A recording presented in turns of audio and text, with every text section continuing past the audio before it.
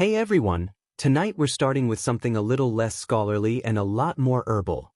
A journey through the hazy, aromatic world of medieval intoxication. Yes, people in the Middle Ages experimented with mind-altering substances, but believe me, things often became strange and sometimes unexpectedly inventive. Before you settle in, take a moment to like the video and subscribe if you genuinely enjoy the content.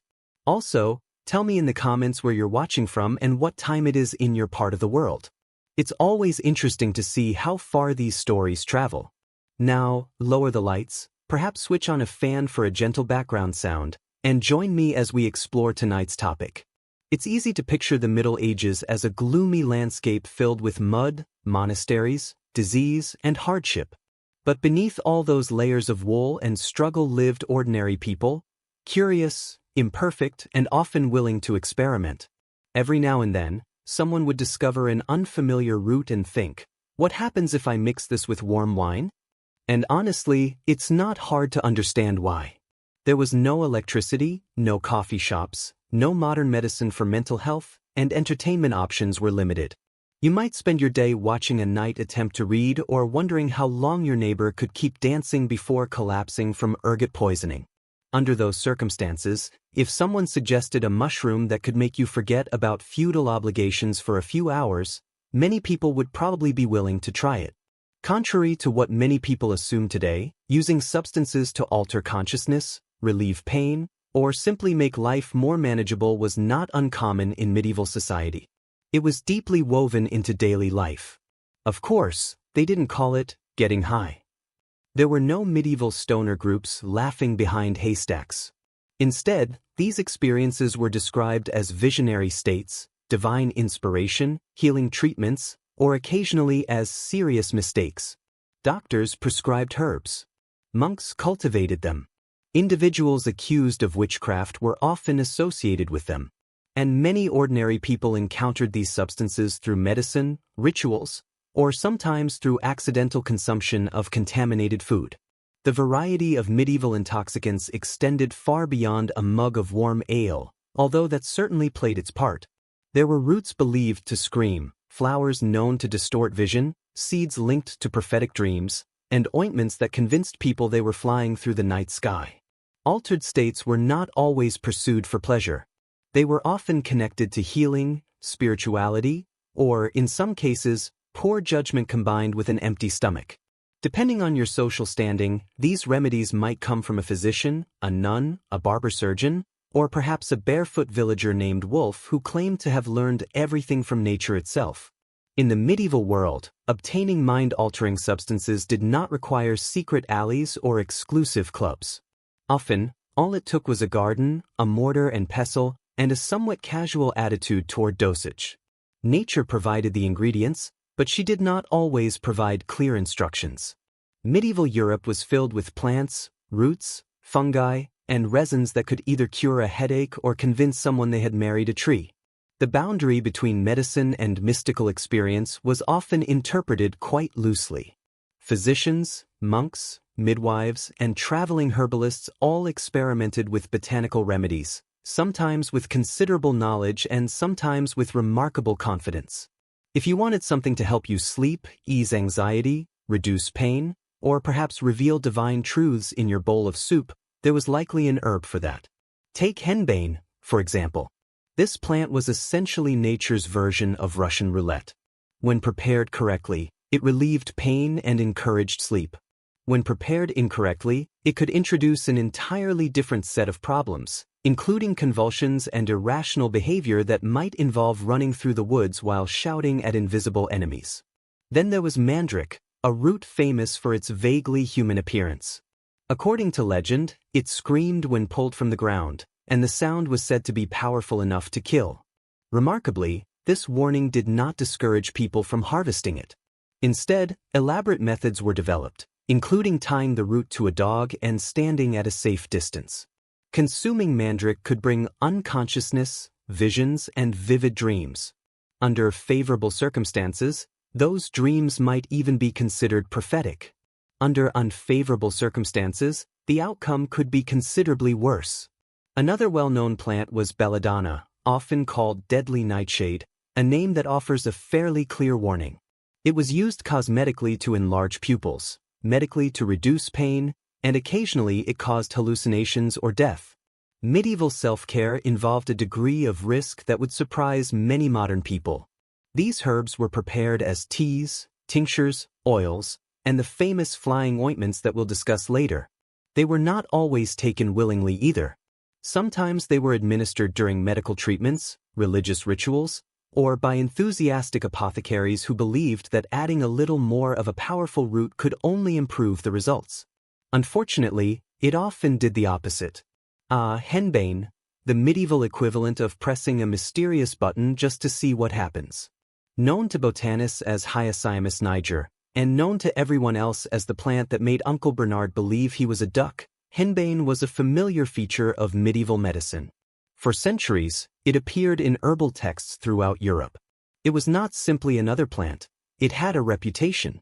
Physicians used it for pain relief, monks documented its effects, individuals interested in mystical experiences experimented with it, and ordinary villagers mostly hoped they wouldn't consume it accidentally. So what exactly happened when someone used henbane? The answer depended largely on the dose. In small amounts, it acted as a sedative. It could ease toothaches, reduce insomnia, and make childbirth somewhat more manageable.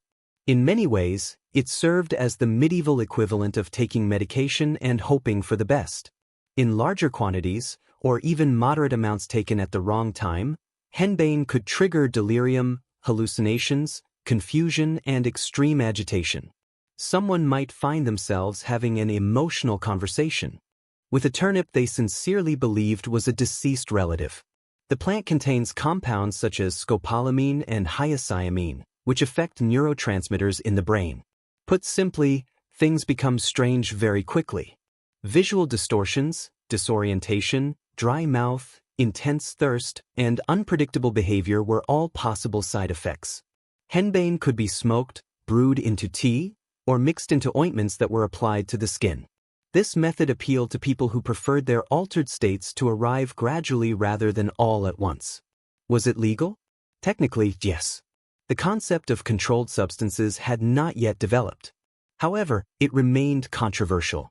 Church authorities often viewed altered states of consciousness with suspicion. Spiritual visions were expected to come from divine sources, not garden plants. Even so, henbane remained popular among healers, mystics, and people willing to take risks. It was even added to some beer recipes before eventually being replaced by safer ingredients such as hops. Few plants in the medieval world inspired as much fear, respect, and misunderstanding as mandrake. This unusual root, often resembling a small twisted human figure, occupied a unique place where botany, folklore, and superstition overlapped. Known scientifically as Mandragora officinarum, mandrake was associated with sleep, hallucinations, fertility, and experiences that could range from mystical visions to waking up beside a confused goat with little memory of how you arrived there. Medieval herbalists believed the root possessed extraordinary medicinal and magical qualities. It functioned as a sedative, an anesthetic, an aphrodisiac, and, according to many accounts, a gateway to prophetic dreams. It could be boiled in wine to ease pain, or its fumes could be inhaled for stronger effects. Either way, users often reported experiences that challenged their understanding of reality. Yet the plant's greatest fame came from a legend that overshadowed everything else, the belief that mandrake screamed when removed from the earth. Not a metaphorical scream. An actual scream. According to the story, pulling a mandrake from the ground released a cry so powerful that anyone who heard it would die instantly. The warning was dramatic, widely repeated, and surprisingly influential. And despite that terrifying reputation, people continued digging them up anyway. What kind of scream? Medieval texts warned that simply hearing the cry of a mandrake could kill a person. Naturally, this belief inspired some very creative harvesting methods. The most famous technique involved tying the root to a dog, stepping back, and allowing the unfortunate animal to pull it from the ground. The idea was that the dog would suffer the consequences instead of the person. Even by medieval standards, the plan raises a few ethical concerns. Once harvested, and after the dog had been appropriately mourned, The mandrake could be dried, ground into powder, steeped in liquids, or carried as an amulet. Some people even kept small mandrake-shaped figures in pouches to ward off evil spirits or encourage fertility. Apparently, nothing represented romance quite like carrying around a preserved root with a mysterious reputation. The church, unsurprisingly, viewed mandrake with suspicion. Anything capable of producing visions without direct ties to organized religion often found itself dangerously close to accusations of witchcraft. Yet despite official concerns, monks carefully documented mandrake preparations in herbal manuscripts, often with remarkably detailed instructions. When used correctly, mandrake could reduce pain before surgery, help with sleep, and produce vivid dreamlike experiences. When used incorrectly, it could lead to vomiting, unconsciousness, or behavior alarming enough that family members might seriously consider arranging an exorcism after hearing you insist that your soup was speaking. Now imagine you were a medieval noblewoman hoping to stand out at a banquet. You could wear your finest linen garments. You could decorate your hair with flowers. Or, if you were particularly committed to fashion, you could place a small amount of poison directly into your eyes. Enter belladonna, also known as atropa belladonna, or, more honestly, deadly nightshade. Even the name sounds like the final challenge in a medieval fantasy story. It was both attractive and dangerous, the botanical equivalent of something beautiful but highly unpredictable. The term belladonna means beautiful lady. The name came from the practice of placing small amounts of its extract into the eyes to enlarge the pupils. Wide pupils were considered attractive, mysterious, and sometimes even spiritually appealing. The drawbacks, however, included blurred vision, sensitivity to light, and occasional unintended consequences. Still, beauty standards have rarely been known for moderation. Beyond cosmetics, belladonna served several other purposes. It was used as a pain reliever, a sleep aid, and occasionally even as a form of truth serum, although the truths it revealed often sounded less like reliable testimony and more like someone describing conversations with the ceiling. The plant contains atropine and scopolamine, compounds that affect the nervous system in ways that range from mildly unusual to deeply disorienting. Depending on the dose, users could experience anything from altered perception to vivid hallucinations.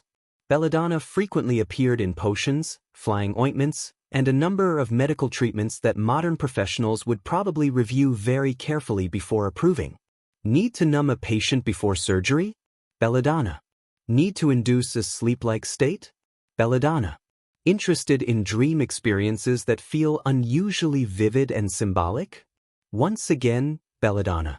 Despite its toxicity, it remained part of the medieval medical toolkit.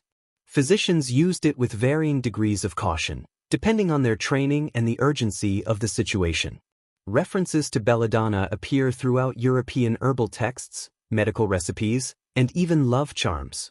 Long before modern edibles arrived in neatly labeled packages with predictable effects, medieval people had already become surprisingly creative. Their methods simply involved ointments, balms, tinctures, and potions rather than chocolates and gummies. And to be fair, the word ointment becomes slightly less reassuring when the ingredients include belladonna, animal fat, and a generous amount of hemlock mixed together according to instructions that sound more ceremonial than medical. Welcome to the world of medieval transdermal delivery systems, or, in simpler terms, rubbing unusual substances onto your skin and hoping everything worked out. These mixtures were not designed for casual recreation. Many were connected to rituals, folk medicine, and spiritual practices. Depending on the ingredients and dosage, they could induce sleep, create ecstatic experiences, or convince someone they had transformed into an entirely different creature. Many of these preparations were applied externally, which initially sounds safer until you discover that the preferred areas for absorption often involved mucous membranes. And yes, exactly the areas you're probably thinking about. This brings us to the famous flying ointments associated with witches. These preparations often contained henbane, mandrake, belladonna, and animal fat. They were applied to highly absorbent parts of the body with the intention of producing sensations of flight. The desired result was a feeling of soaring through the air. The actual result varied considerably. Some users reported extraordinary visions and feelings of transcendence. Others likely experienced confusion, unconsciousness, or memory gaps that made the following morning difficult to explain. Beyond ointments, medieval potions were commonly mixed into wine, broth, or whatever available liquid could disguise the taste. Apothecaries frequently combined poppy extracts with spiced wine, producing mixtures powerful enough to dull pain during surgery or generate vivid dreamlike experiences. Then there were the remedies sold by traveling healers and wandering merchants. These individuals promised solutions for nearly every problem imaginable, from heartbreak to plague, using formulas whose ingredients sometimes seemed capable of solving one problem while creating several others. Did these remedies work? Sometimes.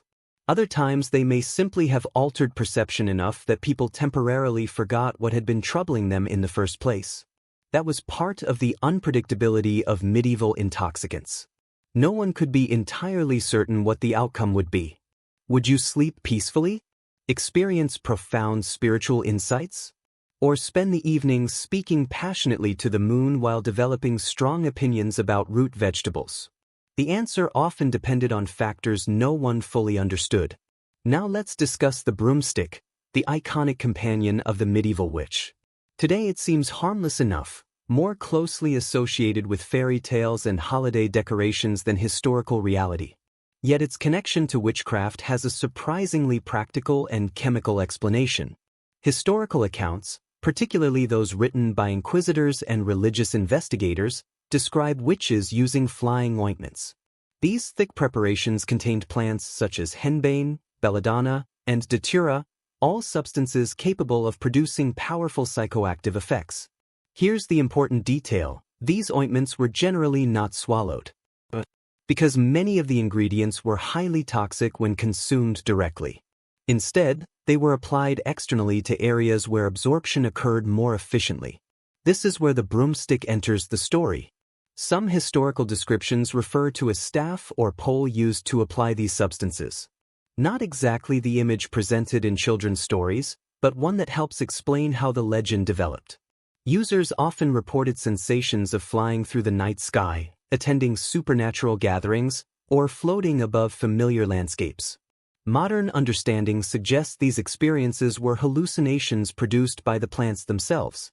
However, in a period when medicine, religion, folklore, and mysticism frequently overlapped, such explanations were rarely questioned. Inquisitors and theologians certainly paid attention, not because they were studying pharmacology, but because they interpreted these reports as evidence of supernatural activity. The irony, of course, is that many of these experiences were chemically induced and highly unreliable. Yet medieval legal systems were not always known for demanding modern standards of evidence. While medieval Europe experimented with toxic plants and flying ointments, a different and often more systematic approach to psychoactive substances was developing farther south and east during the flourishing period known as the Islamic Golden Age. Here we encounter hashish, the cannabis-based substance that became widely known throughout regions such as Persia, Egypt, and the Levant. Derived from cannabis resin, hashish was used in ways that were often documented with considerably greater detail than many European herbal practices. Scholars, physicians, and mystics recorded observations about its effects, suggesting a more structured understanding of the substance. Hashish was commonly consumed orally, frequently mixed with honey, spices, or other herbs. Unlike many European preparations, it was often designed to be reasonably pleasant to consume. Its role was not purely recreational, although recreation certainly played a part. Hashish also became associated with Sufism, the mystical tradition within Islam. Some practitioners believed it could assist in reducing worldly distractions, encouraging contemplation, and supporting a deeper focus on spiritual reflection. For those seeking greater awareness of the divine, hashish was sometimes viewed as a tool that helped quiet the ego, clear the mind, and promote extended periods of meditation and introspection. Or at the very least, it encouraged long, thoughtful moments spent staring at walls. In fact, many Sufi poets and philosophers wrote about hashish in a way that feels surprisingly familiar today.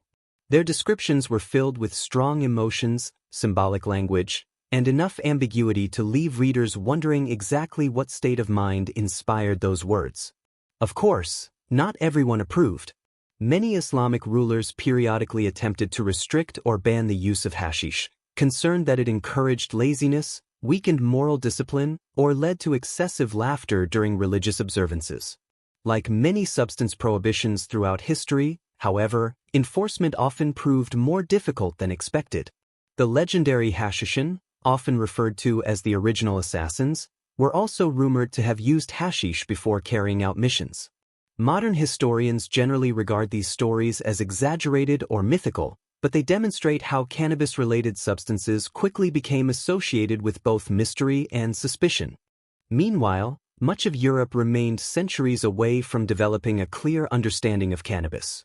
Discussions about mind-altering plants often blended folklore, superstition, and religious concern, making objective study difficult.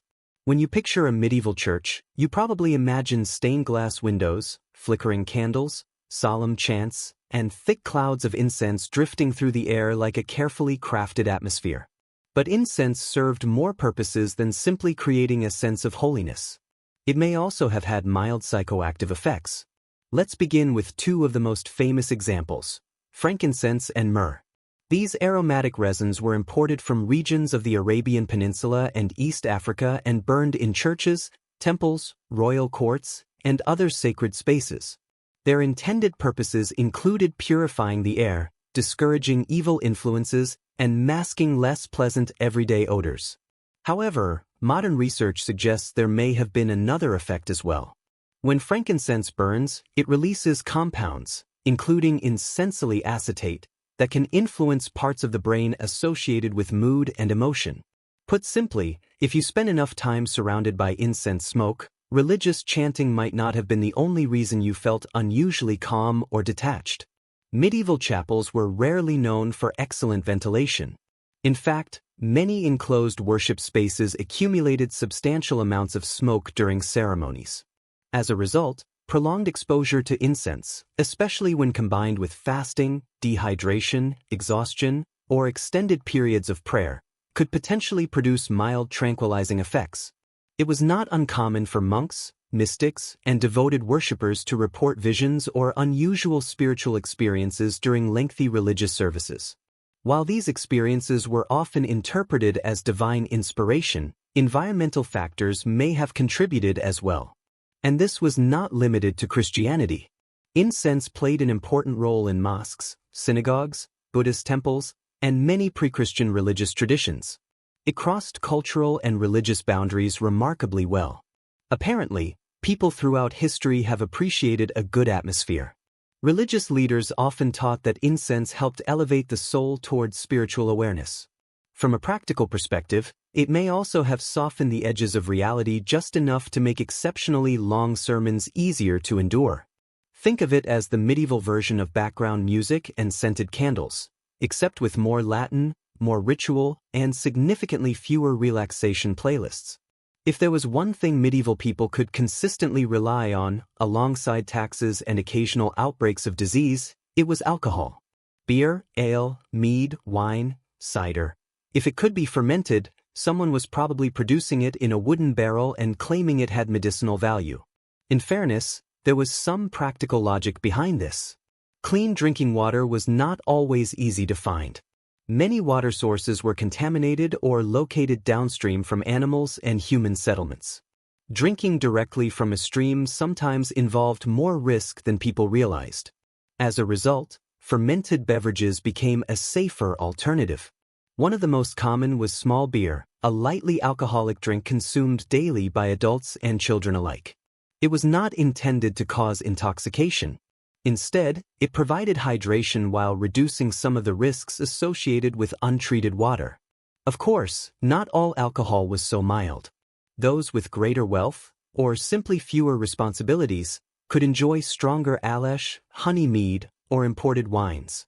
Wine was often mixed with herbs and spices as well. Sometimes this was done for flavor, sometimes for medicinal purposes, and occasionally because experimentation was part of everyday life.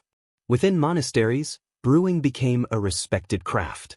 Monks refined recipes, documented fermentation techniques, and carefully evaluated the results. Brewing was often treated with impressive seriousness and, at times, considerable enthusiasm.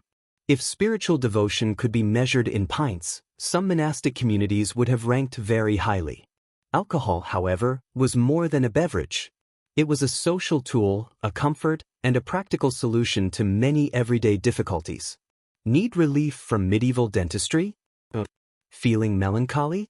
Spiced wine. Trying to forget that you share your home with several relatives and an unusually judgmental chicken? Mead might help. Taverns, inns, and alehouses functioned as social centers where people gathered to celebrate, mourn, exchange news, and occasionally create dance traditions that perhaps should not have survived. Sometimes, however, getting high during the Middle Ages was not a choice at all. Sometimes it was simply breakfast. Enter ergot, a parasitic fungus that grows on rye and other cereal grains. To medieval farmers, it often appeared as a slightly unusual dark kernel mixed among otherwise normal grain. To modern science, it represents a remarkably powerful source of psychoactive compounds. Its effects could include convulsions, hallucinations, burning sensations, severe illness, and the disturbing feeling that parts of the body no longer behaved normally. Some historians have even described ergot as a distant biological relative of substances that later inspired modern psychedelic research. Long before Woodstock, counterculture movements, or psychedelic festivals, people in colder and wetter parts of Europe, particularly regions of France and the German-speaking territories, sometimes unknowingly consumed bread made from infected rye. The reason was simple. Food shortages rarely encouraged careful grain inspection. As a result, entire communities occasionally consumed ergot-contaminated bread without realizing it. The consequences could be dramatic. There were two primary forms of ergotism. The first, convulsive ergotism, involved muscle spasms, seizures, hallucinations, panic, confusion, and unusual behavior. The second, gangrenous ergotism, restricted blood flow so severely that fingers, toes, and even larger portions of the body could blacken, shrink, and die. Neither condition was particularly desirable. Outbreaks sometimes produced strange public events, including dancing manias in which groups of people appeared unable to stop dancing for extended periods. Some continued for days. At the time, these incidents were blamed on demonic influence, divine punishment, curses, or moral failings. Modern researchers suspect contaminated grain may have contributed to at least some of these events.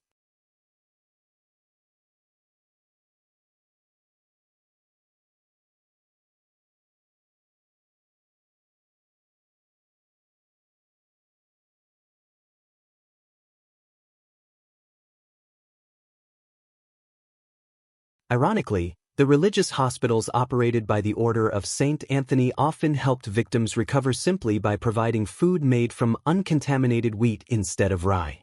In other words, the treatment was often a different kind of bread. Did medieval communities immediately connect contaminated rye with the symptoms? Not usually. To many people, bread was either normal or mysteriously cursed. Scientific testing for alkaloids was not exactly part of everyday baking. People had other concerns occupying their attention. Even today, some scholars continue to debate whether ergot may have influenced events such as the Salem witch trials. Hallucinations, paranoia, unusual behavior, and physical symptoms all fit aspects of ergot poisoning. The theory remains controversial.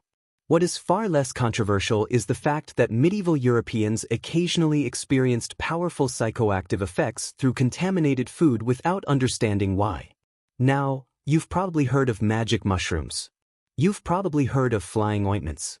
But have you heard of mad honey? Yes, in certain parts of the medieval world, even bees contributed to the story of intoxication. This was not ordinary honey. It came primarily from mountainous regions surrounding the Black Sea, particularly in parts of Anatolia, located in present-day Turkey. The bees responsible fed heavily on rhododendron flowers. Beautiful flowers, certainly, but they contained a chemical secret. These plants produce granotoxins, naturally occurring compounds capable of affecting the human nervous system. The result was a unique product known as mad honey. Consumed in small amounts, it could produce mild intoxication and altered sensations. In larger quantities, users might experience dizziness, hallucinations, nausea, slowed heart rate, confusion, and profound changes in perception. This was more than a local curiosity. Historical accounts suggest that invading armies were occasionally tricked using strategically placed supplies of mad honey. According to ancient and medieval reports, retreating defenders sometimes left honey behind in abandoned settlements, knowing that hungry soldiers would eagerly consume it. They expected to get free snacks, but instead they ended up shaking on the forest floor, realizing far too late that Buke was not something to trust. Greek and Roman writers such as Xenophon and Strabo described these effects centuries earlier, yet its use continued well into the Middle Ages. Local people understood how to manage it. A small amount on bread for a headache, a little mixed with wine for visions, or none at all if you wanted to remember your own name by sunset. Mad honey became known both as a remedy and as a recreational substance, particularly within folk healing and mystical traditions. Some users claimed it brought prophetic dreams, while others simply woke up holding a potato they were convinced was their uncle. Results differed widely. And yes, it was traded. Enterprising merchants sold it in small ceramic jars, usually without dosage instructions, because warning labels were hardly a priority in an age when leeches were considered advanced medical treatment. Not everyone in the Middle Ages was a priest, noble, or plague-ridden peasant. Some people worked in the shadowy edges of society as shamans, herbalists, cunning folk, and other semi-legitimate practitioners of medicine and mischief. Think of them as medieval pharmacists operating without regulations and maintaining a close personal connection to nature. These were the people you visited when the local physician recommended bloodletting for a toothache. They held no formal degrees, but they possessed generations of herbal knowledge, often learned by watching older family members treat ailments using bark, roots, and practical experience. When it came to mind-altering substances, these practitioners were the experts. They knew which plants to grind into pastes, which roots to soak in wine, and how much of a particular herb could make you dream of angels rather than accidentally meet them. Whether you wanted pain relief, visions, protection from a neighbor's curse, or an out-of-body experience while doing household chores, they likely had a remedy, or several. Many of these practitioners were women, midwives, wise women, and healers who played essential roles in their communities. Authorities often viewed them with suspicion, not because they were stirring mysterious cauldrons, but because they possessed valuable knowledge and did not need Latin to explain it. Their remedies frequently included henbane, mandrake, belladonna, and poppy-based substances. These ingredients were mixed with wine, fat, honey, or sometimes even saliva. Protective phrases might be spoken before sending a patient away with something that could either heal them or inspire a passionate confession of crimes they never committed. Naturally, if something went wrong, perhaps a hallucination involving flying goats or a sudden desire to marry a tree, the blame often shifted quickly from a faulty remedy to accusations of witchcraft. Church officials and local authorities watched these practitioners carefully, sometimes with visible concern. Yet communities continued to depend on them. When a child developed a fever, when aching joints became unbearable, or when someone wished they could contact a deceased relative to ask where the rent money had been hidden, these were the people they sought out. They were not doctors. They were not priests. They were, in many ways, the original underground wellness influencers. So after all the salves, brews, roots, ointments, incense, bees, and questionable bread, one major question remains. How did medieval people actually feel about getting high? The answer is complicated, sometimes surprisingly so. For many healers and herbalists, mind-altering substances were practical tools. If a remedy eased pain, calmed a troubled mind, or made childbirth even slightly less terrifying, it was considered useful. This was medicine, not mischief. A patient might begin reciting prayers backward or insist that the family cat was speaking French, but if the swelling decreased, the treatment was often considered successful. Then there were the spiritual users, monks, mystics, and individuals seeking divine communication. For them, hallucinations were not warning signs, they were revelations. Visions were interpreted as signs of holiness rather than symptoms. If someone gazed into the void and the void responded in Latin, they might be viewed as being on the path to sainthood, or at least worthy of a mural in a chapel. Intent, however, mattered greatly. Accidentally getting high was generally acceptable. Using substances to seek a vision of Jesus could be tolerated. Using them to communicate with a goat demon, on the other hand, created serious concerns. That was where the church often intervened, labeling certain substances and their users as suspicious at best and heretical at worst. Anything associated with a loss of control, whether intoxication, trance states, or inconvenient honesty, tended to raise clerical eyebrows. Saints could experience visions. Peasants, according to some authorities, were more likely to be considered possessed. Among ordinary people, opinions were often more relaxed. A neighbor's sleeping potion might also function as a psychedelic nightcap. People used poppy wine for pain, hashish for relaxation, and henbane tea to cope with difficult relatives. These substances were not always viewed as mystical or rebellious.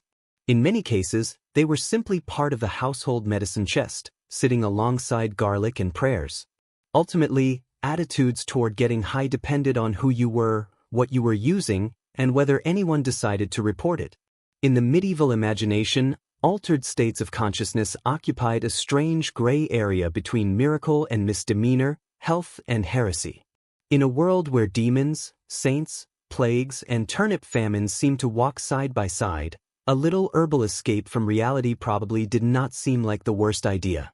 In the ancient world, the sea was not an empty space to cross. It was the beating heart of empires. It carried grain, gold, messages, soldiers, and sometimes war itself. Whoever controlled the seas did not merely own the water, they shaped the destiny of entire civilizations. Unlike land warfare, where terrain often dictated the outcome of battles, naval warfare focused on controlling movement, the movement of trade, communication, and access. For maritime powers such as Athens, Carthage, and Egypt, naval superiority was not optional. It was essential. Without strong fleets, cities faced isolation, starvation, and siege. With them, they could blockade enemies, protect merchant vessels, and deploy armies deep into enemy territory. Consider the Mediterranean. It was called the Middle Sea for a reason. This vast body of water connected 3 continents and countless cultures. To dominate it meant having influence over everything from Phoenician trade routes to Roman grain shipments. The sea could deliver prosperity just as quickly as it could bring disaster.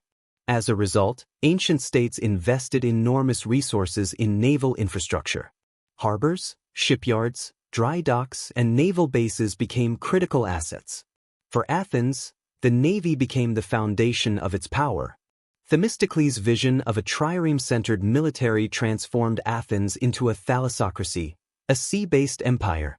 Its ships protected grain routes from Egypt, collected tribute from allies, and shattered Persian ambitions in battles such as Salamis. Carthage emerged from merchant origins to become one of the greatest naval powers of the ancient world. Its dockyards ranked among the most advanced of the era, producing warships on a near-industrial scale. Carthaginian strength was not based solely on military force. It was supported by generations of sailors and navigators who understood the sea as intimately as others understood the land. Egypt, positioned strategically between the Nile and the Red Sea, also relied heavily on fleets to safeguard trade with the Levant and Nubia. Although traditionally focused on river navigation, Egyptian warships gradually evolved into seagoing vessels capable of fighting pirates and escorting valuable cargo. In every case, naval warfare was not a secondary concern. It was often the central arena of competition. The sea was where rivals confronted one another, alliances collapsed, and empires either prospered or declined. Mastery of naval tactics, technology, and geography created legends. And when fleets burned or sank, the fortunes of mighty nations often disappeared with them. The trireme was more than a ship. It was a weapon, sleek, fast, and deadly. It came to define naval warfare throughout the Mediterranean. Although many city-states built and operated triremes, none used them as effectively as the Athenians. With 3 levels of oars and a bronze-tipped ram mounted at its bow, the trireme was the ancient world's equivalent of a precision military machine. Of a guided missile, one powered by sweat, rhythm, and strategy. A typical trireme measured about 120 feet in length and only 18 feet in width. Narrow, yes, but that was intentional. Its slim hull allowed it to cut through the water with minimal resistance, while its shallow draft enabled it to operate close to shore during raids and troop landings. The name trireme comes from its 3 rows of oars arranged vertically. These were not ordinary rowers. Each man was a trained sailor who understood how to move in perfect coordination, allowing the vessel to reach speeds of up to 9 knots. In battle, the trireme's most feared feature was its ram, a bronze-covered prow reinforced with oak and designed to smash through enemy hulls with tremendous force. But successful ramming required more than speed. Timing, positioning, and angle were critical. Strike too directly, and your own ship could become trapped or even overturn. Experienced captains, especially those serving in the Athenian navy, mastered maneuvers such as the decplus. This tactic involved slipping through enemy formations, turning sharply, and attacking exposed sides from a vulnerable angle. Above deck, the trireme carried a small force of marines, usually between 10 and 20 heavily armed hoplites along with a handful of archers.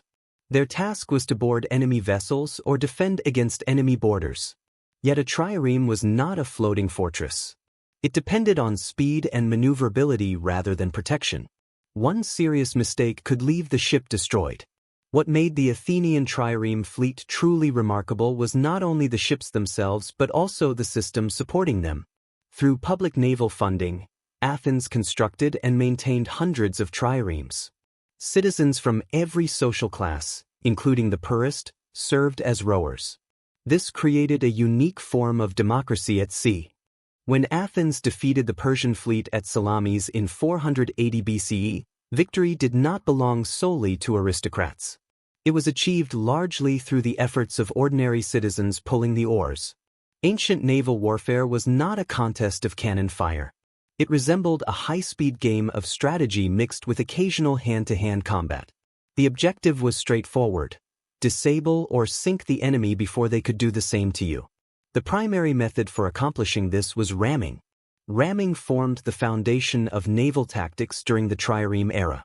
The goal was to drive the bronze-tipped prow into an opponent's hull below the waterline. A successful strike could send a ship beneath the waves within minutes. However, the process was far from simple. Timing, angle, and coordination were essential. Approach too sharply and the ram might glance off. Approach too directly and your vessel could become stuck in the target, leaving both ships vulnerable. To execute successful attacks, fleets employed advanced maneuvers such as the decplus and the periplus. During a decplus maneuver, a ship would pass through openings in the enemy line before turning and attacking from behind. The periplus involved circling around an opposing formation to strike exposed flanks. These tactics were not based on brute force. They required precision, disciplined rowers, and captains capable of anticipating enemy movements. Of course, battles rarely unfolded perfectly. Rams missed their targets. Ships collided unexpectedly. Oars shattered. When that happened, fleets turned to a second option: boarding. Boarding transformed naval warfare into a land-style battle. Once vessels became locked together, Marines rushed onto enemy decks carrying swords, spears, and shields. These encounters were fierce and chaotic, resembling street fights more than organized military formations. Archers and slingers added another layer of danger from elevated positions, targeting anyone who exposed themselves for too long. Some powers, particularly the Romans, eventually favored boarding over ramming. They even developed special devices such as the corvus, a boarding bridge equipped with a spike that could latch onto enemy ships and effectively turn naval engagements into floating land battles. This strategy helped Rome defeat the more experienced sailors of Carthage during the First Punic War. What the Romans lacked in maritime skill, they compensated for with disciplined infantry tactics and manpower. Naturally, this approach made naval combat even more brutal and disorderly. Once boarding began, retreat became nearly impossible. Survival depended on defeating the enemy while standing on decks covered with seawater, blood, and splintered wood. If ramming was the scalpel of ancient naval warfare, then fire was its sledgehammer. Few sights were more frightening than a burning ship moving directly toward a fleet. Fire ships represented controlled chaos at sea, a weapon so dangerous that it often threatened those deploying it as much as those being targeted. Although less common than triremes or boarding actions, fire tactics appeared early and continued to develop over time. The basic concept was simple. A vessel would be loaded with flammable materials such as pitch, tar, sulfur, resin, and oil. It would then be set ablaze and directed toward enemy ships. Ideally, the burning vessel would drift into tightly packed formations, igniting sails, decks, and any other combustible materials. One of the earliest recorded uses of fire ships occurred during the Greco-Persian conflicts, when defenders attempted to stop invading fleets by sending flaming rafts and boats toward enemy galleys. In restricted areas such as harbors and narrow straits, where movement was limited, a single fire ship could create panic and shatter battle formations. Yet fire remained a double-edged weapon. Wind direction could change unexpectedly. Flames could spread in unintended ways. A poorly executed attack could destroy friendly ships just as easily as enemy vessels. For that reason, fire was often reserved for desperate situations, surprise assaults, blockades, or last stands where the potential reward justified the enormous risk. The most advanced development of naval incendiary warfare came centuries later with Greek fire, a mysterious and feared weapon used by the Byzantine Empire. Although technically more medieval than ancient, it drew inspiration from earlier fire-based tactics. Greek fire was said to burn even on water and could not be extinguished through conventional means. Its exact composition remains uncertain, but its underlying concept, using chemical fire to dominate naval warfare, can be traced back to these earlier practices. Egyptian and Phoenician fleets also employed various forms of fire-based weaponry, particularly against pirates and during coastal sieges. Defenders sometimes launched fire pots or flaming arrows at ships attempting to enter protected harbors. The psychological effect of fire at sea was extraordinary. A ram might be avoided. Boarders could be fought off.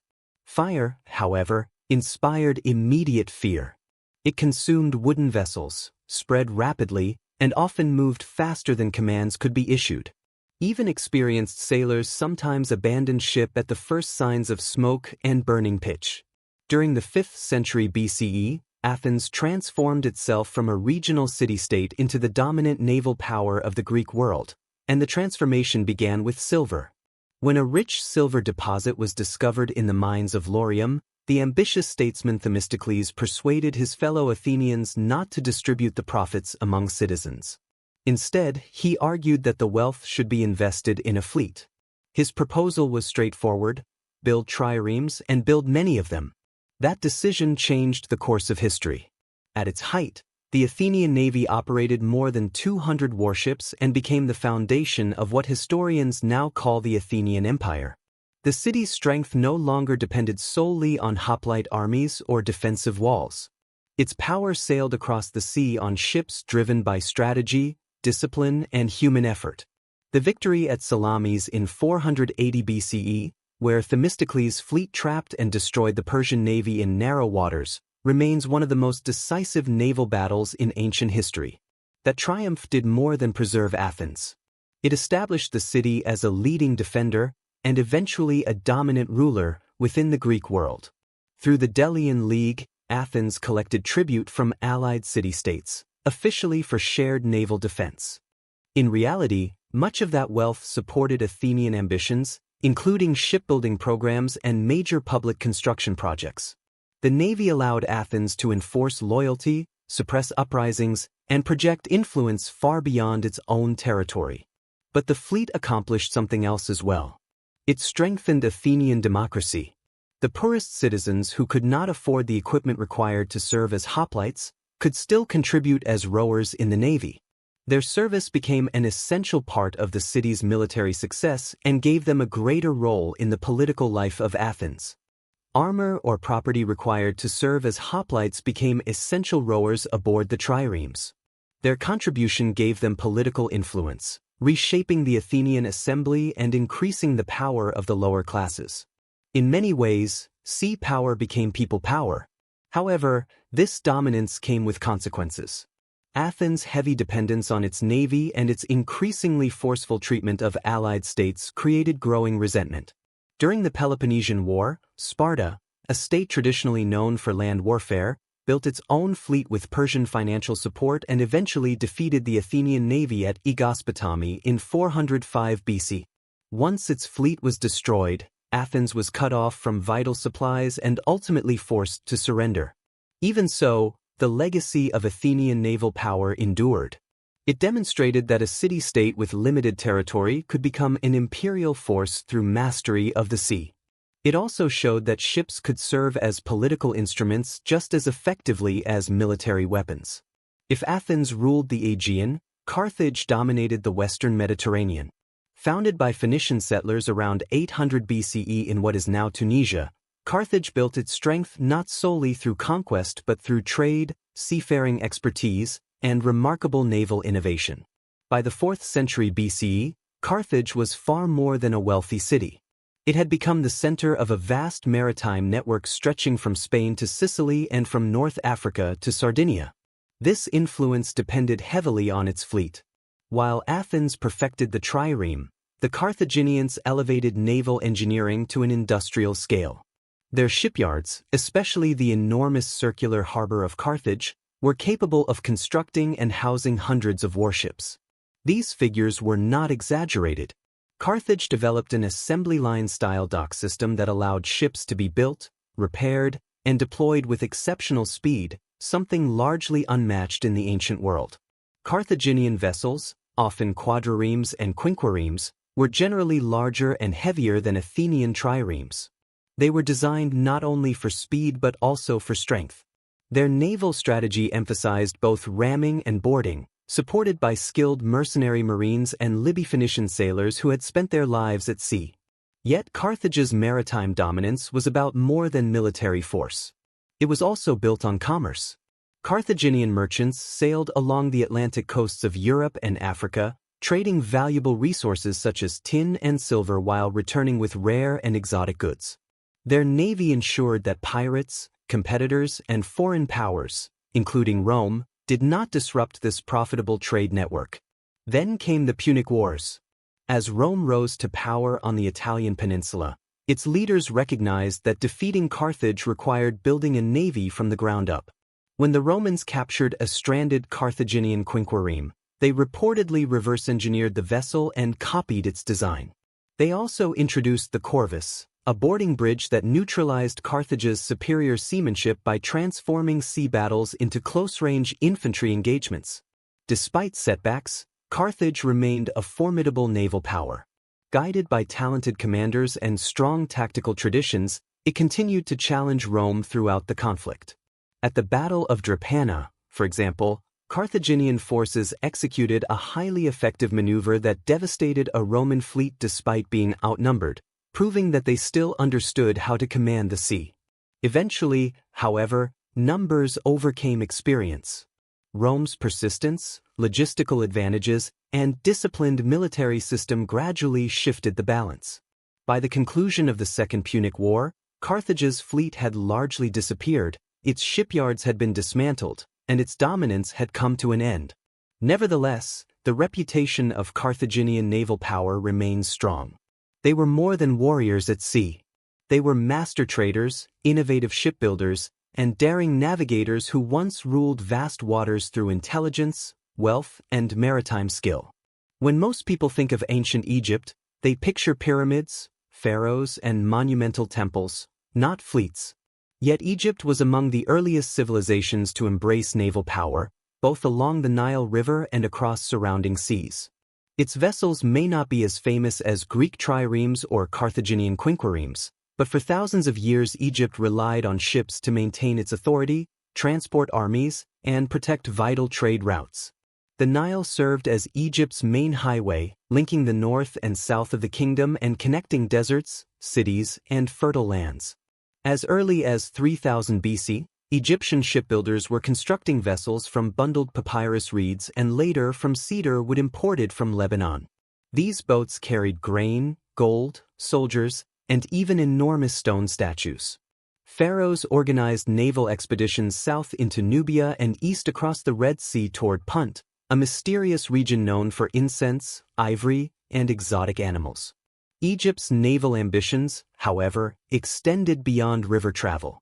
During the New Kingdom period, roughly 1550 to 1070 BC, Egypt developed seagoing fleets capable of combating pirates, defending coastlines, and projecting power beyond its borders. Under rulers such as Thutmose III and Ramesses III, Egyptian warships participated in campaigns against the Sea Peoples, a confederation of raiders that threatened the eastern Mediterranean. These conflicts are recorded in detailed reliefs at Medinet Habu, where Egyptian archers are shown firing from ships while Marines engage in close combat aboard wooden vessels. Unlike the oar-driven triremes of Greece, Egyptian seafaring ships were generally broader and relied heavily on sails. Their maneuverability was more limited, but they often included raised fighting platforms and crews consisting of archers, spearmen, sailors, and navigators. Their greatest advantage was mobility along river and coastlines, allowing them to transport troops quickly and intercept commercial traffic when necessary. Egyptian naval strength also supported the kingdom's economy. Grain exports to the Levant and trade throughout the Aegean region were protected by escort vessels. Ports such as Byblos and Tanis developed into important centers of commerce and naval logistics. The quality of Egyptian shipbuilding became so respected that foreign rulers sometimes sought Egyptian craftsmen for their expertise. Over time, Egypt's naval influence declined under successive periods of foreign domination, including rule by Libyans, Assyrians, Persians, Greeks, and eventually Romans. Even so, its long tradition of river and coastal warfare helped establish many of the naval practices that would shape the ancient Near East. Egypt's ships may not have controlled the open Mediterranean in the same way as later powers, but they controlled the rhythms of empire, sailing where the Nile flowed, where winds permitted, and where political necessity demanded. When the Roman Republic first emerged as a major power, it was not known for naval strength. Rome's reputation rested on disciplined legions, engineering skill, and its vast network of roads rather than shipbuilding. That changed quickly when Rome entered a struggle for control of the Mediterranean against Carthage. The result was one of the most remarkable naval transformations in ancient history. At the beginning of the First Punic War in 264 BCE, Rome possessed very little naval experience. Carthage, by contrast, had centuries of maritime tradition. The Romans were not discouraged. According to historical accounts, they captured a Carthaginian quinquereme and used it as a model. Within a short period, they built hundreds of ships through an extraordinary combination of manpower, organization, and state resources. Recognizing that they could not immediately match Carthage's sailing expertise, the Romans altered the nature of naval warfare. Their solution was the corvus, a boarding bridge equipped with a metal spike. This invention converted naval engagements into infantry battles, an area where Rome excelled. Using the corvus, Roman soldiers could board enemy vessels in large numbers, turning sea combat into a familiar form of warfare. The results were significant. At battles such as Mylae and Cape Ecnomus, relatively inexperienced Roman sailors defeated veteran Carthaginian crews through aggressive tactics and the effective use of boarding operations. Eventually, the corvus was abandoned because it made ships unstable and dangerously top-heavy. By then, however, it had already helped change the course of the war. During the Second Punic War, Roman naval infrastructure had matured considerably. Its fleets patrolled the western Mediterranean, protected supply routes to Iberia and Africa, and interfered with Hannibal's ability to receive reinforcements from Carthage. Naval blockades and amphibious operations became regular elements of Roman strategy. Under the Roman Empire, control of the seas expanded even further. Major fleets such as the Classis Missinensis and Classis Ravenatus protected trade routes, suppressed piracy, and transported troops throughout the empire. Although the navy was not always the centerpiece of Roman warfare, It provided essential logistical and strategic support that helped keep the empire connected across vast distances. Unlike Athens or Carthage, Rome never built its identity around maritime power. Instead, it viewed the sea as a tool, something to control when circumstances required it. Yet by the 1st century CE, the phrase Mare Nostrum, our sea, was more than a Roman boast. It reflected reality. Rome may have been born on land, but its destiny was secured on water. Through adaptation, innovation, and determination, it transformed the sea from a vulnerability into a defensive and strategic asset. Ancient naval warfare did more than determine the outcomes of battles. It shaped borders, economies, empires, and cultures throughout the Mediterranean and beyond. Control of the sea meant more than dominance on the water. It meant influence over trade, communication, language, and political systems that would leave lasting effects for centuries. First, consider how navies helped build empires. Athens became a cultural and economic powerhouse because of its naval strength. Carthage transformed maritime expertise into a vast commercial empire. Rome, despite arriving late to naval warfare, used sea power to dominate the entire Mediterranean basin. Each of these powers possessed powerful armies on land, but their fleets allowed them to strike across continents, defend distant territories, and disrupt enemy economies. The sea also acted as a channel for cultural exchange. Greek settlers traveled by ship to establish colonies throughout Italy and Asia Minor, spreading their language, religion, and artistic traditions. Egyptian vessels carried papyrus, gold, and religious knowledge to foreign lands. Phoenician sailors spread their alphabet and cultural influences across nearly every coastline they reached. Naval power was never solely military, it was civilizational. From a technological perspective, ancient navies drove major advances in shipbuilding. The development of the trireme and later larger polyremes represented more than military progress. It marked a significant engineering achievement. Harbors evolved into complex logistical centers. Navigation methods improved. Standardized ship construction influenced maritime architecture that later appeared in Byzantine and Islamic naval traditions. Economic systems also changed because of naval protection. Secure sea routes allowed goods to move reliably across vast distances. Valuable products such as silk, spices, wine, and tin could travel between distant societies. Cities supported by powerful fleets, including Alexandria and Rhodes, became wealthy and cosmopolitan centers. Where fleets prospered, commerce expanded. And where commerce expanded, artists, scholars, merchants, and innovators often followed. There was also a psychological legacy. Fire ships, ramming tactics, and boarding operations shaped how warfare was understood for generations. They introduced the idea that the sea itself could become a weapon and that mobility, positioning, and control could be just as important as brute strength. Today, many of these ancient powers are remembered for their conquests on land, but their achievements at sea were equally important and in some cases even more enduring. Ancient naval warfare was never simply about possessing the fastest vessel or the strongest ram. It was about understanding the sea as a stage, not only for war, but for history itself. In the end, the triremes are gone, but the impact they left behind continues to ripple through time. Cyrus the Great was born around 600 BC in the region of Anshan, a Persian kingdom that existed under Median rule. His family, the Achaemenids, claimed noble ancestry and governed a small but respected territory. At first, nothing about Cyrus's early life suggested that he would one day establish one of the largest empires in history. Yet from the beginning, legends surrounded him. The Greek historian Herodotus records one of the most famous origin stories of the ancient world. According to Herodotus, King Astyages of Media, Cyrus's grandfather, had a troubling dream in which his daughter's future son would overthrow him.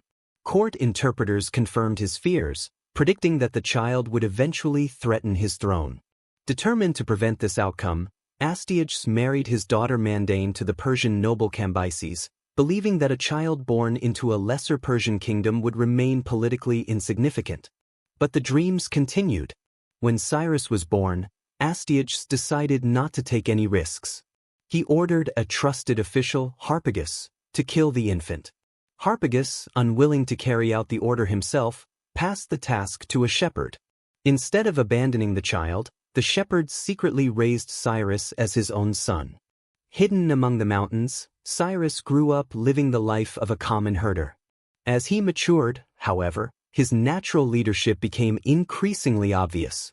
Even as a child, he stood apart from others. He organized games, commanded other children, and displayed unusual confidence and authority. Eventually, stories reached the royal court about a boy of noble bearing living among shepherds. Astyages investigated, and the truth gradually emerged. Surprisingly, he chose to spare Cyrus. Whether he no longer viewed him as a threat or was influenced by guilt remains uncertain. Harpagus, however, received no such mercy. In one of the most infamous episodes recorded by Herodotus, Astyages punished him by killing his son and serving the boy's remains during a royal banquet. Meanwhile, Cyrus was returned to Persia to live under the care of his father Cambyses and was openly recognized as a prince of noble blood. What Astyages did not realize was that he had helped create the very rival he feared. Cyrus's years among both common people and nobles gave him an unusual understanding of society. He learned how ordinary people lived while also becoming familiar with royal expectations. Whether Herodotus's account is entirely factual or partly legendary, the story reflects the extraordinary reputation that would follow Cyrus throughout his life. From a near-fatal beginning to a seemingly destined survival, his early years laid the foundation for future greatness. He would not simply challenge Astyages. He would redefine kingship itself. By the middle of the 6th century BCE, Cyrus was no longer merely a Persian prince. He had become an ambitious and strategic leader prepared to challenge the existing balance of power. At that time, the Median Empire, ruled by King Astyages, remained dominant over Persia. However, political conditions were changing rapidly, and Cyrus was prepared to take advantage of them. The key turning point came through betrayal. According to sources such as Herodotus and the Babylonian Chronicle, Harpagus, the same man once ordered to kill the infant Cyrus, had never forgotten the fate of his son. Years later, he found an opportunity for revenge. Secretly, Harpagus sent messages to Cyrus, encouraging him to revolt and promising support from influential figures within the Median military. This marked the beginning of a rebellion that would transform the ancient Near East. Around 553 BC, Cyrus openly rebelled. Persia, once a subordinate kingdom, declared its independence and entered into war with its Median overlords. The conflict was not decided in a single battle. Instead, it unfolded through several years of campaigning. Over the next 3 years, Cyrus advanced deeper into Median territory, attracting support from dissatisfied nobles and regional allies. His reputation expanded not only because of military skill but also because of his moderation. He often spared defeated enemies, earning both respect and loyalty. At the same time, Astyages' position weakened. Support within his court began to fade, and confidence in his leadership steadily declined. When the decisive confrontation finally arrived around 550 BCE, the outcome favored Cyrus. Astyages was abandoned by members of his own army, and the Median Empire collapsed with surprising speed. Cyrus entered Ecbatana, the Median capital, not as a ruler intent on destruction but as a leader pursuing integration. He respected local traditions, preserved much of the existing administrative system, and incorporated many Medes into positions of authority. This policy of inclusion would become one of the defining characteristics of his reign. With Media under his control, Cyrus unified much of the Iranian plateau. But this achievement was only the beginning. By overthrowing the Medes, he not only freed Persia from subordination but also inherited a substantial empire. His authority now extended across territories that included much of modern Iran and parts of Central Asia. Fresh from his victory over the Medes, Cyrus turned his attention westward toward the wealthy kingdom of Lydia, ruled by the famous king Croesus. Croesus was no ordinary monarch. He was considered one of the richest rulers of the ancient world, and his name became synonymous with immense wealth. His capital, Sardis, was renowned for its prosperity, and his military included experienced cavalry and well-equipped soldiers. However, Croesus made a critical mistake. He underestimated Cyrus. Hoping to stop Persian expansion before it became a greater threat, Croesus formed alliances with Egypt and Babylon and sought guidance from the Oracle of Delphi. The oracle famously declared that if he crossed the river and attacked Persia, he would destroy a great empire. Encouraged by this prophecy, Croesus launched an invasion, only to discover that the empire he would destroy would be his own. The two armies met near the Halys River in 547 BCE. After a hard-fought battle, Croesus withdrew to Sardis, believing the campaign season was over and that he would have time to regroup during the winter before receiving support from his allies in the spring. Cyrus had other plans. Rather than waiting, he launched an unexpected winter campaign and pursued the Lydian king. Cyrus quickly advanced towards Sardis and placed the city under siege, forcing Croesus into a difficult defensive position. According to Herodotus, Cyrus employed an unusual tactical advantage by using camels against the Lydian cavalry. The unfamiliar animals reportedly frightened the horses, neutralizing one of Lydia's greatest military strengths. Within a matter of weeks, Sardis fell. Croesus was captured alive. What followed helped establish Cyrus's reputation as a ruler unlike many of his contemporaries. Instead of executing the defeated king, Cyrus reportedly spared his life and even welcomed him as an advisor. According to the famous story, Croesus was about to be burned alive when he cried out the name of Solon, the Greek philosopher who had once warned him never to judge a person's fortune until the end of their life was known. Cyrus, moved by the story and the lesson behind it, ordered the execution halted. Whether this account is entirely historical or partly legendary, it reflects a quality consistently associated with Cyrus: clemency. With Lydia conquered, Cyrus gained access to immense wealth, valuable trade routes, and control over the Greek city-states of Ionia along the Aegean coast. Although the Ionian cities resisted Persian authority, they could not effectively oppose the growing combination of Persian military strength and diplomatic influence. The fall of Croesus represented more than the defeat of a wealthy kingdom. It confirmed Cyrus's reputation as a skilled strategist who understood both warfare and mercy. It also brought Persia into direct contact with the Greek world, laying the groundwork for future conflicts between East and West. For Cyrus, however, this was simply another stage in a rapidly expanding empire. By the late 540s BC, only one major power stood between Cyrus and complete dominance of the Near East. That power was Babylon. Once ruled by famous kings such as Hammurabi and Nebuchadnezzar II, Babylon was one of the most impressive cities of the ancient world. It was known for its towering ziggurats, massive defensive walls, and the legendary Hanging Gardens. Yet beneath this grandeur, problems were emerging. At the time, Babylon was ruled by Nabonidus, a king who had become increasingly unpopular among his own people. His religious policies alienated the influential priesthood of Marduk, Babylon's chief deity. In addition, he had spent long periods away from the capital, leaving much of the administration in the hands of his son, Belshazzar, a figure well known from the Hebrew Bible. Public dissatisfaction continued to grow. Cyrus recognized the opportunity. In 539 BCE, he launched his campaign against Babylon. Unlike many ancient invasions characterized by prolonged sieges and widespread destruction, this campaign was carefully executed. Persian forces defeated Babylonian troops at Opis, a strategically important city along the Tigris River. Their success came not only from military strength but also from effective messaging. The Persians presented themselves as liberators rather than conquerors, promising relief from the unpopular rule of Nabonidus and portraying Cyrus as a restorer of legitimate order. The most remarkable aspect of the campaign came afterward. When Cyrus entered Babylon, he did so without significant resistance.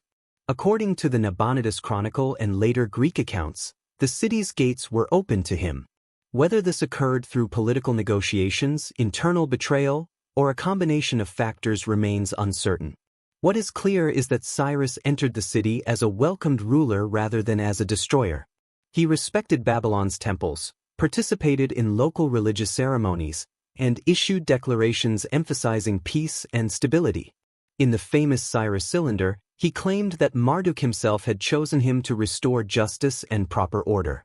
Often described as the world's first charter of human rights, the document records Cyrus's policies of tolerance, temple restoration, and the return of displaced peoples to their homelands. Among those affected by these policies were the Jewish exiles who had been removed from Jerusalem decades earlier by Babylonian rulers. Cyrus issued a decree allowing them to return and rebuild the temple in Jerusalem.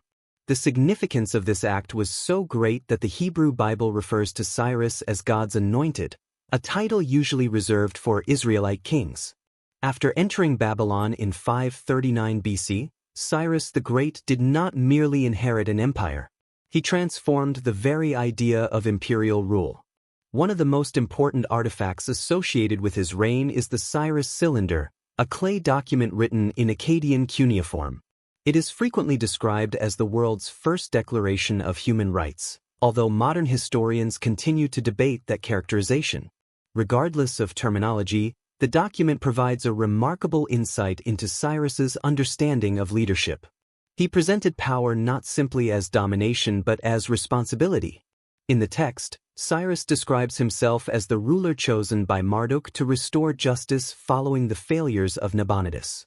Yet these claims were supported by practical policies.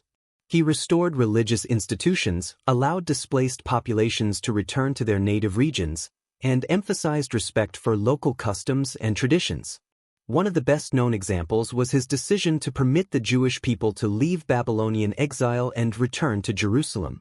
After decades away from their homeland, they were allowed to rebuild their temple and restore their religious community. The Book of Ezra records Cyrus's decree and presents him as an instrument of divine purpose, an extraordinary recognition for a foreign ruler. In fact, Cyrus remains the only non-Jewish figure in the Bible referred to as a Messiah or anointed one. The language of the Cyrus Cylinder focuses on restoration, legitimacy, and justice. This differs noticeably from the traditional inscriptions of many ancient kings, which often celebrated conquest, destruction, and punishment. Rather than emphasizing cities destroyed or enemies enslaved, Cyrus highlighted his role as a guardian of diverse peoples and religious traditions. This approach was not a sign of weakness. It was a highly effective strategy. By respecting local cultures, he reduced resistance and encouraged loyalty throughout his expanding empire. While it would be inaccurate to impose modern legal ideas directly onto an ancient text, the principles expressed in the Cyrus Cylinder remain noteworthy. The document presents a vision in which rulers gain legitimacy not solely through fear and force, but also through fairness, inclusion, and responsible governance. Today, a replica of the cylinder is displayed at the United Nations headquarters, reflecting its enduring symbolic importance as an early example of pluralistic rule. Cyrus the Great did not simply build a vast empire. He successfully held it together. That achievement may sound straightforward, but the reality was far more complex. His empire contained Persians, Medes, Babylonians, Elamites, Lydians, Hebrews, and many other peoples, each possessing distinct languages, religions, traditions, and political interests. What truly distinguished Cyrus was not merely the size of his empire, but the effectiveness with which he governed it. At the center of his administration was a philosophy that combined tolerance with strong organization. Unlike many rulers who attempted to impose their own culture and religion on conquered populations, Cyrus adopted a decentralized model of government.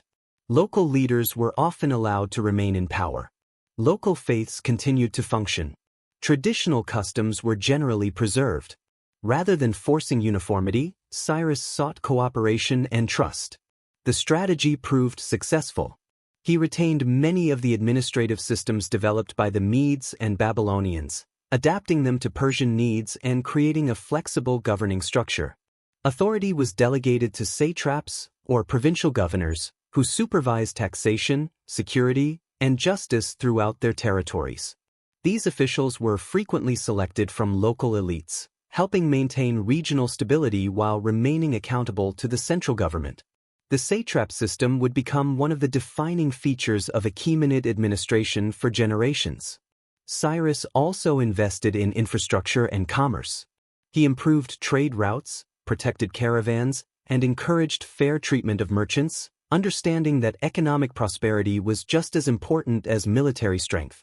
His empire functioned not only as a military power but also as a vast commercial and cultural network stretching from the Indus Valley to the Aegean Sea. He also recognized the importance of symbolism. In many of the cities he conquered, Cyrus demonstrated respect for local traditions by restoring temples, participating in religious ceremonies, and preserving established institutions. These actions were not merely ceremonial. They were carefully considered diplomatic measures that earned him the loyalty of former enemies. What stood out most was how little opposition his rule generated. Cyrus did not simply prevent rebellions. He frequently earned genuine respect and loyalty. Even the Greeks, who often looked down on foreigners, regarded him as a wise and fair ruler. Xenophon, the Athenian historian, later wrote Cyropedia, a partly fictional but highly admiring account of Cyrus's life, portraying him as the ideal example of enlightened leadership. By the end of his reign, Cyrus the Great had transformed the ancient world. From the Aegean Sea to the mountains of Central Asia, his empire extended farther than any that had come before it. Yet, like many successful conquerors, his ambitions drew him toward one final military campaign. This time, his attention turned to the northeastern steppes. It would become his last expedition. Around 530 BCE, Cyrus launched a campaign against the Massacean, a confederation of nomadic tribes living east of the Caspian Sea. These skilled horse-riding warriors were led by Tomyris, a ruler remembered as both a capable military commander and a powerful symbol of resistance. To the Persians, her people were considered uncivilized but dangerous, posing a threat to the empire's expanding frontier. The exact details of the campaign remain uncertain and are known primarily through the dramatic account of Herodotus, whose version may contain exaggerations. According to Herodotus, Cyrus initially sought diplomacy and proposed marriage to Queen Tomyris. She recognized the proposal as a political strategy rather than a genuine alliance and rejected it. When diplomacy failed, Cyrus reportedly turned to deception. He left behind a lavish feast filled with wine and rich foods, knowing that the Massacetes were unfamiliar with excessive alcohol consumption. After celebrating and becoming intoxicated, many of Tomyris' warriors were caught by surprise and defeated. Among those captured was her son. Heartbroken and furious, Tomyris vowed revenge. In the decisive battle that followed, the Massacetes overwhelmed the Persian army. Cyrus was killed in combat. Herodotus even claimed that Tomyris ordered his body beheaded and placed his severed head into a container filled with blood, declaring, "Drink your fill of blood, you who thirsted for it." Whether this gruesome ending was historical fact or later legend remains uncertain. What is known with confidence is that Cyrus died during this campaign, far from the magnificent cities he had conquered. His body was eventually returned to Pasargadae, the capital he established in Persia, where he was buried in a simple yet dignified tomb that still stands today as a lasting monument to his legacy. His death marked the close of an important chapter in history. The throne passed to his son, Cambyses II, who continued the empire's expansion, most notably into Egypt. However, Cyrus's remarkable combination of tolerance, strategic thinking, and visionary leadership proved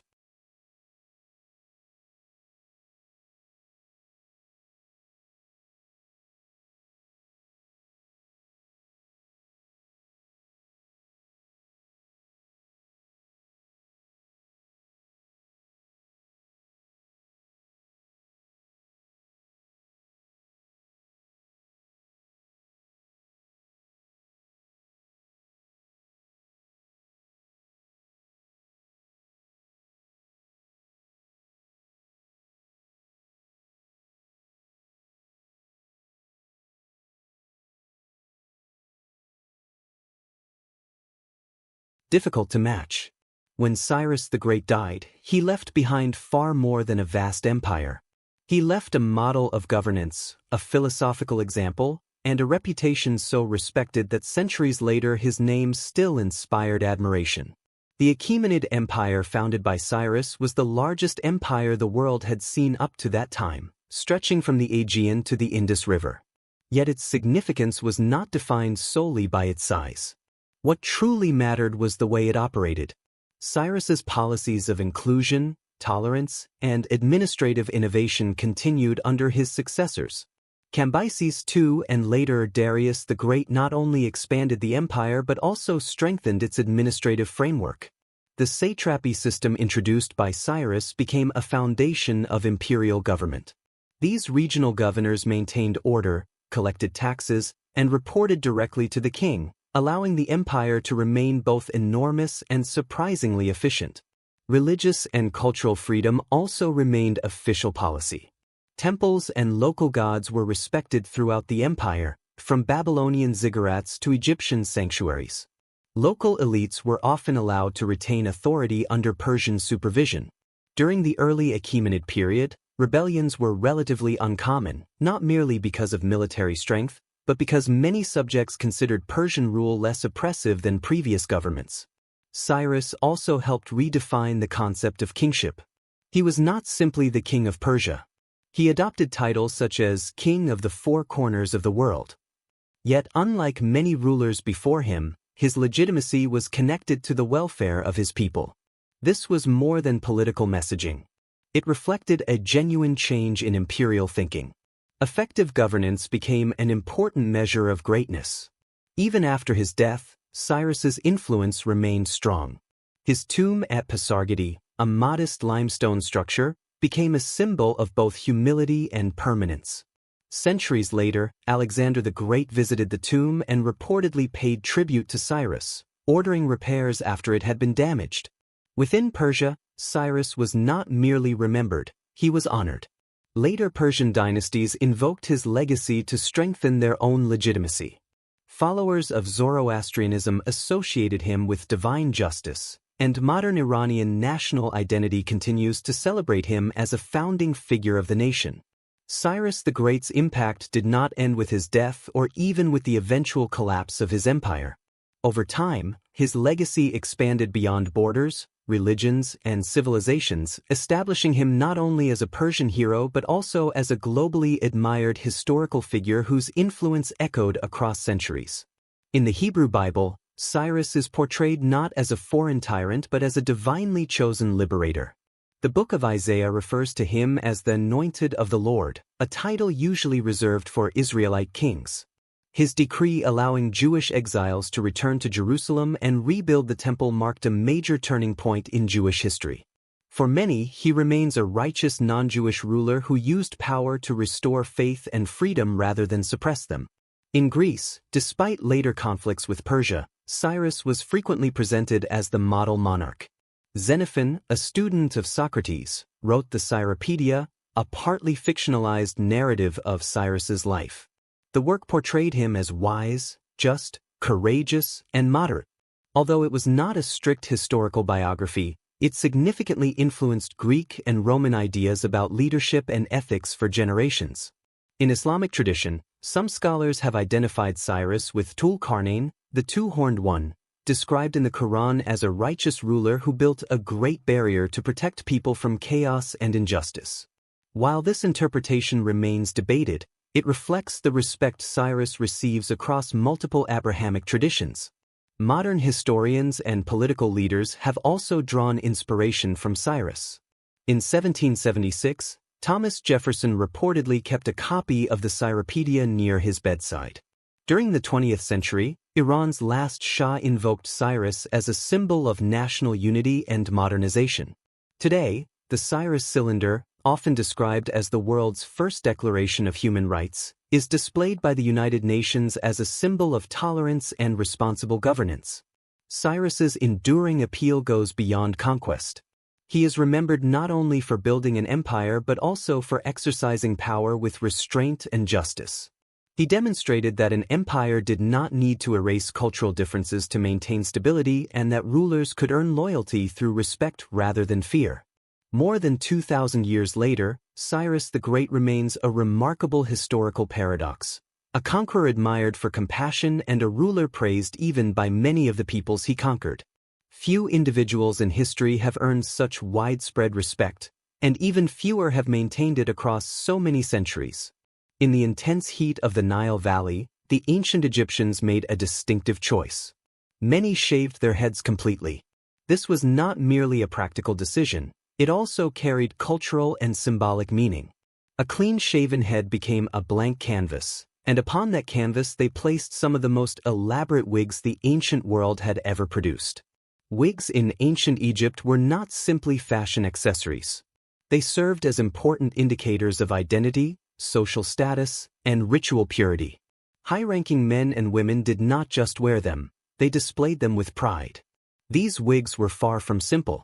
They could be crafted from real human hair, imported horsehair, or carefully woven plant fibers. Wealthy members of society often commissioned wigs with multiple layers, intricate braiding, gold beads, and even perfumed cones placed on top. These cones were made from wax-based scented materials that would slowly melt under the sun, releasing fragrance and covering the wearer in luxury. For women, hairstyles were directly connected to femininity, fertility, and social power. A noblewoman's wig might include floral ornaments, colorful ribbons, or precious metal clasps. A priestess, on the other hand, often wore tightly arranged symmetrical styles, reflecting divine order and religious structure. For men, especially those serving under the pharaoh, a thick, carefully styled wig was more than a sign of wealth. It also represented closeness to the divine hierarchy. To begin with ancient Egypt's southern neighbor, Nubia, we see highly developed hair traditions. Nubian communities, often overlooked in mainstream history, created complex braids and twists that communicated age, status, and clan identity. Nubian queens such as Amanitor and Amanishakito wore intricate braided wigs and ceremonial headpieces that rivaled Egyptian royalty, clearly expressing authority, elegance, and power.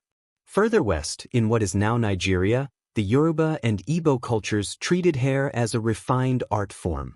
Hairstyles were not random decoration, they were carefully designed systems where specific patterns indicated brides, warriors, or spiritual initiates. Hairdressers held respected social positions, often regarded almost like spiritual specialists. Trusting someone with your hair was equivalent to trusting them with your identity.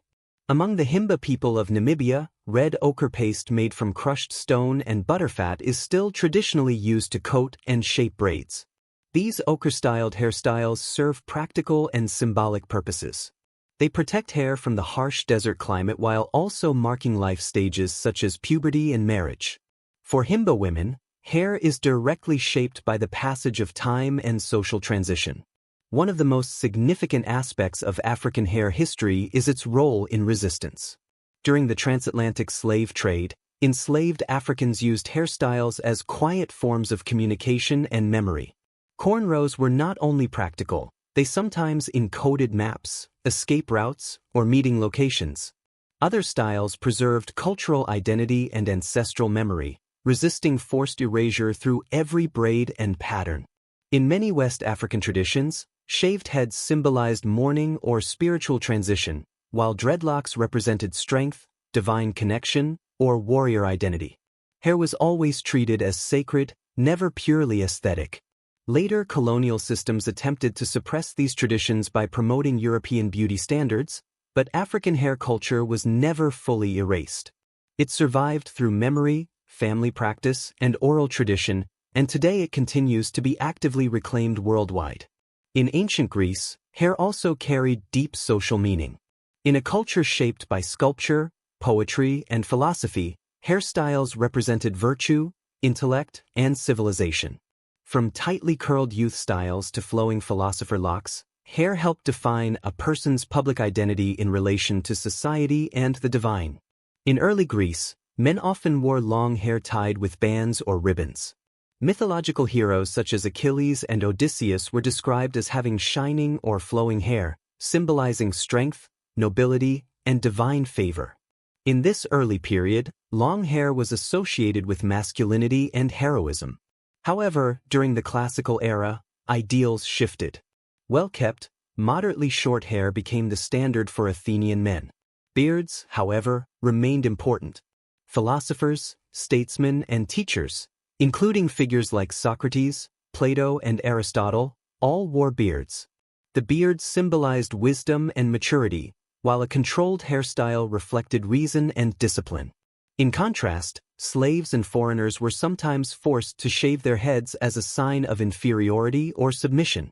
This meant that hair, or the lack of it, could function as a clear marker of political and social status.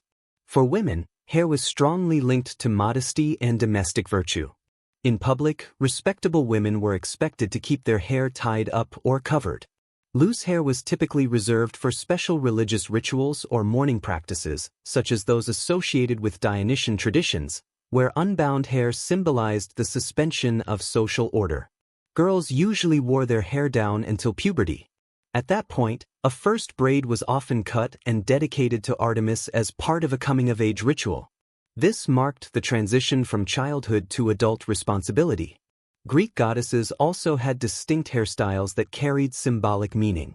Athena was often depicted with structured, disciplined hair reflecting order and strategy, while Aphrodite was shown with flowing curls symbolizing beauty and sensuality.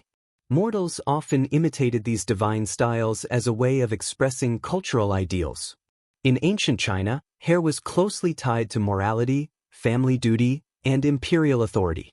From Confucian scholars to Tang Dynasty court women, every hairstyle carried social meaning.